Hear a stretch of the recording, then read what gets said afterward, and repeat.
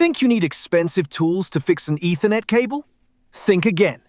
In this video, I'll show you how to connect an RJ45 without a crimping tool.